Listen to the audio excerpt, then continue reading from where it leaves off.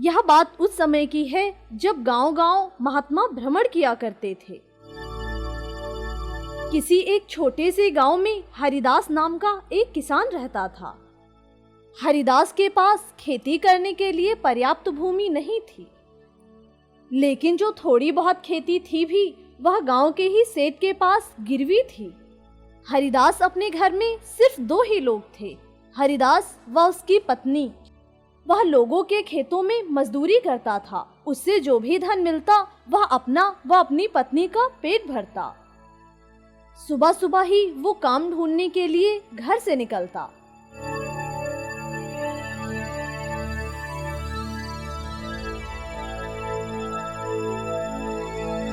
अगर आज कुछ काम मिल जाता तो दाना पानी का प्रबंध हो जाता।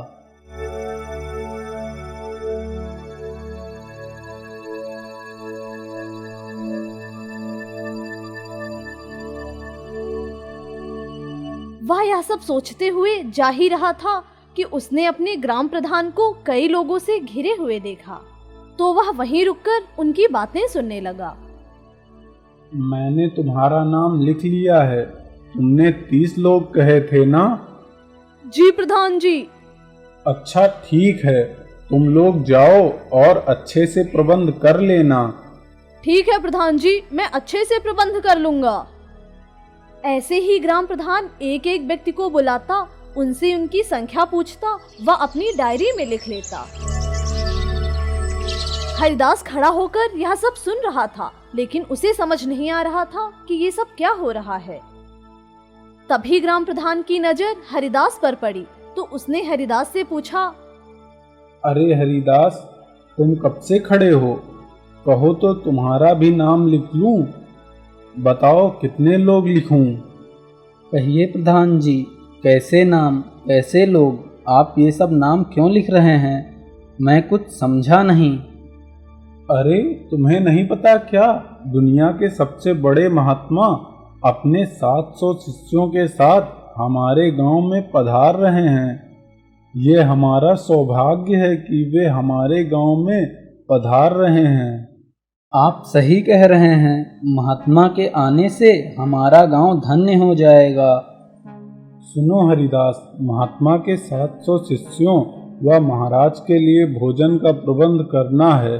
यह काम कोई एक व्यक्ति नहीं कर सकता, इसीलिए गांव के लोग 10-12 लोगों को अपने अपने घरों में भोजन कराएंगे। इसीलिए लोग अपना अपना नाम लिखवा रहे हैं। यह बहुत अच्छी बात है। पुण्य के काम में सबको हाथ बटाना ही चाहिए। तो बताओ, तुम कितने लोगों को भोजन करवाओगे? आप तो मेरी हालत जानते ही हैं। काश मैं भी इस शुभ कार्य में आपका हाथ बटा पाता। मुझे खुद भी पेट भरने के लिए भोजन प्राप्त नहीं होता। मेरी सारी जमीन सेठ के यहाँ गिरवी रखी हुई है। तो तुम क्या एक भी लोगों को भोजन नहीं करवाओगे? मैं बहुत शर्मिंदा हूँ, मुझे और शर्मिंदा ना करें। अपनी इस दशा के लिए तुम स्वयं जिम्मेदार हो। मैं स्वयं जिम्मेदार हूँ? वह कैसे? जो मनुष्य केवल अपने बारे में ही सोचता है और अपने ही कार्य करने में पड़ता है, वो सुखी नहीं रह सकता। वैसे तो मनुष्य जन्म से ही स्वार्थी होता है, लेकिन वह कभी कभी दूसरों की भलाई का भी कार्य करता है। एक तुम हो जो कभी किसी का अच्छा काम नहीं करते।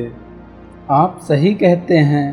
मैंने आजकल केवल अपने बारे में ही सोचना प्रारंभ कर दिया है।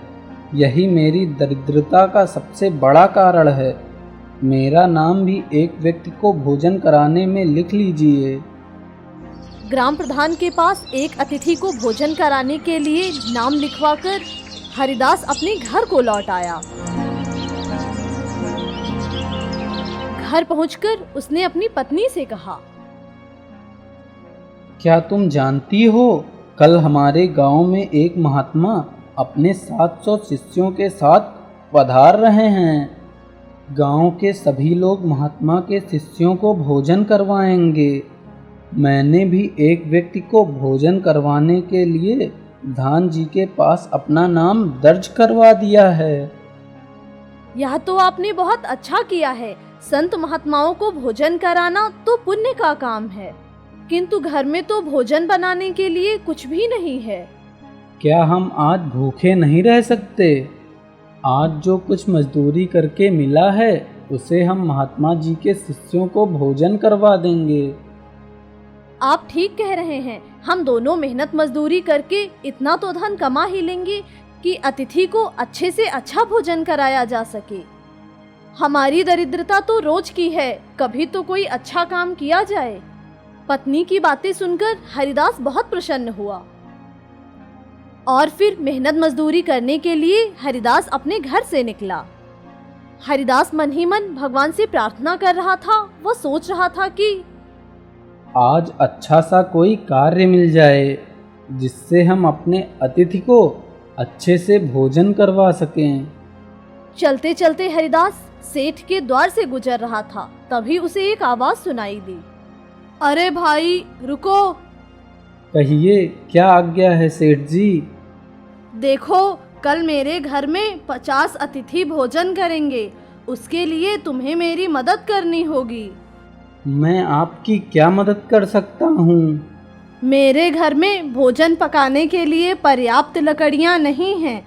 क्या तुम लकड़ियों का प्रबंध कर सकते हो? जी सेठ जी, मैं अवश्य ही प्रबंध कर दूंगा। लेकिन इस बात का ध्यान रखना, आज शाम तक लकड़ियाँ कट जानी चाहिए। तुम मजदूरी की चिंता मत करना, तुम्हें तुम्हारे हिस्से की मजदूरी मिल जाएगी। आपका बहुत बहुत आभार सेठ जी, मैं शाम तक लकड़ियाँ काट दूंगा। उसे तो जैसे मनचाही मुराद मिल गई हो। वह मन ही मन प्रसन्न होकर सोचने लगा, ईश्वर की कृपा से मुझे अच्छा काम मिल गया। अब मैं अपने अतिथि को भर पेट भोजन करवा पाऊंगा। हरिदास लकड़ियां काटने के लिए कुल्हाड़ी लेकर जंगल की ओर चल पड़ा। हरिदास कड़कड़ाती धूप में मेहनत से लकड़ियां काटता रहा।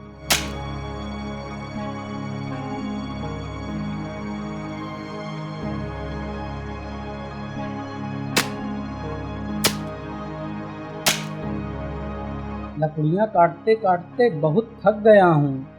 मुझे आराम की आवश्यकता है, किंतु अगर मैं विश्राम करने बैठ जाऊंगा तो पर्याप्त लकड़ियाँ नहीं काट पाऊंगा और मुझे मजदूरी भी नहीं मिलेगी।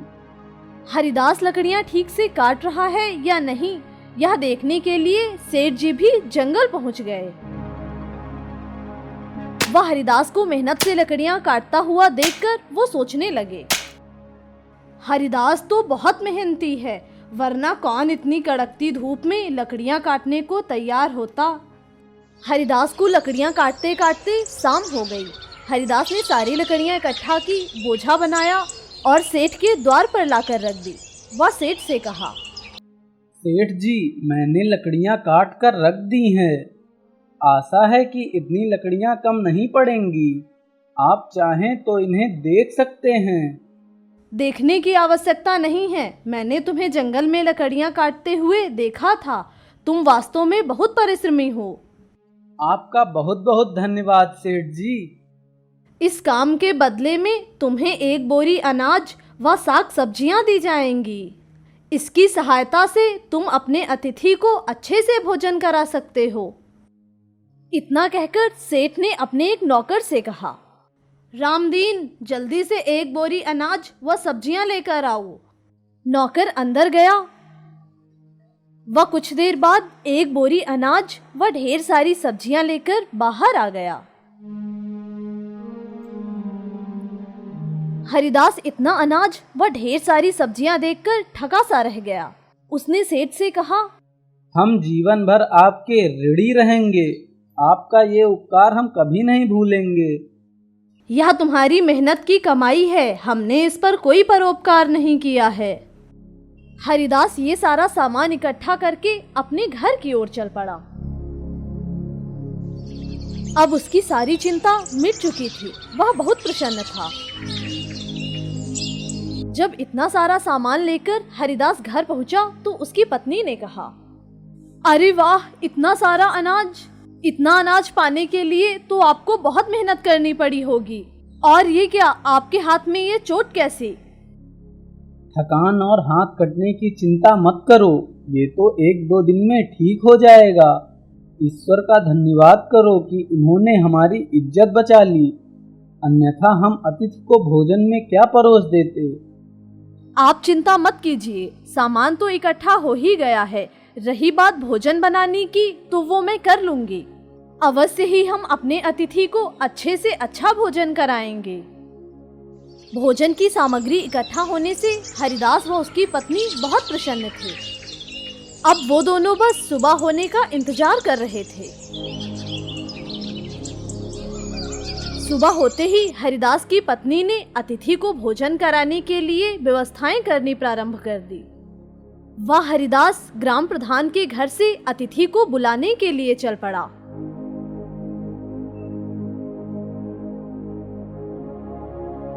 जब वह वहां पहुंचा तो ग्राम प्रधान के घर पर बहुत भीड़ थी।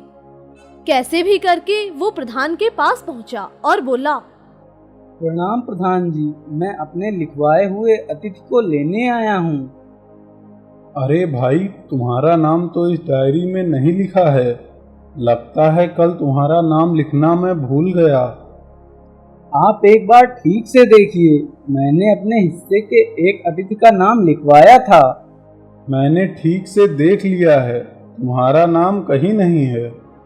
मुझे एक अतिथि दे दीजिए, मैंने भोजन की व्यवस्था कर ली है। अब तो कुछ नहीं हो सकता, सारे अतिथि जा चुके हैं और जो बचे हैं उन्हें ये गांववासी लेने आए हैं। मैं क्या करूं? मैं बहुत आशा से अतिथि को बुलाने आया था।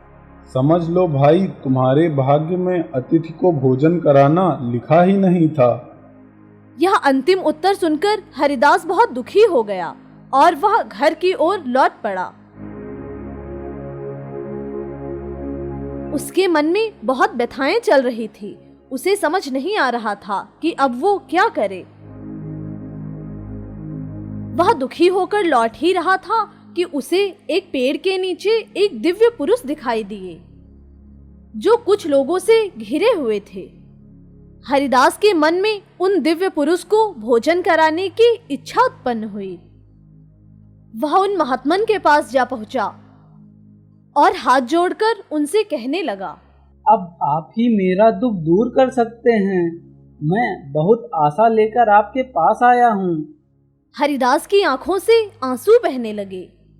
हरिदास का यह व्यवहार देखकर उन दिव्य पुरुष को बहुत आश्चर्य हुआ। क्या हुआ नौजवान, तुम्हें क्या हुआ है? बहुत दुखी प्रतीत हो रहे हो। अगर आप चाहें तो मैं इस पीड़ा से मुक्त हो सकता हूँ।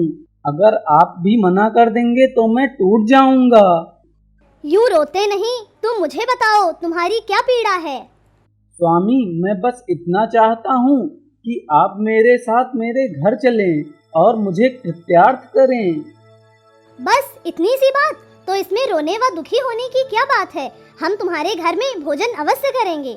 चलो हम अभी तुम्हारे घर चलते हैं। इतना कहकर वे महात्मा हरिदास के साथ उसके घर चल दिए। यह देखकर वहां पर बैठे लोगों को बहुत आश्चर्य हुआ और वो आपस में बातें करने लगे। एक दरिद्र के लिए महात्मन ने अपना भाषण भी बंद कर दिया। हाँ, ये बहुत दिव्य पुरुष हैं। ऐसे महात्मन को धन्य हो। ये दिव्य पुरुष कोई और नहीं बल्कि वही महात्मन हैं जो अपने साथ 700 शिष्यों को गांव लेकर आए थे। जब लोगों को ये पता चला कि हरिदास ने उन महात्मा को अपने घर भोजन कराया है, तो लोग हरिदास के भाग्य को सराहने लगे। जब हरिदास महात्मा जी को लेकर अपने घर पहुँचे तो हरिदास की पत्नी ने उन्हें आसन पर बिठाया और उनके लिए अच्छे अच्छे पकवान परोसे। जब महात्मा जी भोजन कर चुके तो हरिदास हाथ जोड़कर बोला, प्रभु, आपने हमारे घर में भोजन करके हम पे जो उपकार किया है, हम सदा उसके आभारी रहेंगे। हरिदास, कोई भी व्यक्ति छोटा या बड़ा नहीं होता। छोटे या बड़े व्यक्ति की भावना तो अज्ञानी व्यक्ति का बिछाया हुआ जाल है। यह आपकी उदारता है प्रभु। वरना हम तो एक तुच्छ प्राणी हैं। नहीं नहीं, तुम तुच्छ नहीं हो। जिस व्यक्ति का मन साफ होता है वह तुच्छ नहीं होता। जिस व्यक्ति का हृदय स्वच्छ होता है वह श्रेष्ठ होता है। महात्मा जी हरिदास के घर भोजन करके बहुत प्रसन्न हुए। हरिदास व उसकी पत्नी को आशीर्वाद देकर महात्मा जी वहां से चले गए। हरिदास व उसकी पत्नी बहुत खुश थे कि तभी हरिदास की नजर बगल में रखे एक कमंडल पर पड़ी। अरे यह क्या, महात्मा जी का कमंडल तो यहीं छूट गया। अभी वो ज्यादा दूर नहीं गए होंगे। मुझे प्रभु को जल्द से जल्द उनका ये कमंडल लौटा आना चाहिए। लेकिन जब हरिदास उस कमंडल को महात्मा जी को लौटाने गया तब तक महात्मा जी गांव से जा चुके थे। हरिदास ने वो कमंडल अपने घर पर ही रख लिया। एक दिन जब हरिदास की पत्नी ने उस कमंडल को उठाया और घड़े से पानी निकालना चाहा तो वह कमंडल हाथ से छूट गया और उसमें से सोने की असरफियां गिरने लगी। तब तक हरिदास भी वहां आ गया और चकित होकर बोला, अरे ये क्या, इस कमंडल से तो सोने की असरफियां निकल रही हैं। मुझे ऐसे लगता है कि महात्मा जी अपना ये कमंडल भूले नहीं थे, बल्कि आशीर्वाद स्वरूप यहाँ रख कर गए थे। तुम सही कह रही हो, यह महात्मा जी का आशीर्वाद ही है। महात्मा जी की जय हो, महात्मा जी की जय हो। हरिदास ने वे सारी असरफियां बटोर कर रख ली। अब उनके पास पर्याप्त धन हो गया था। हरिदास ने अपने गिरवी रखे हुए खेतों को सेठ से छुड़वा लिया व वे दोनों अब सुखी जीवन व्यतीत करने लगे।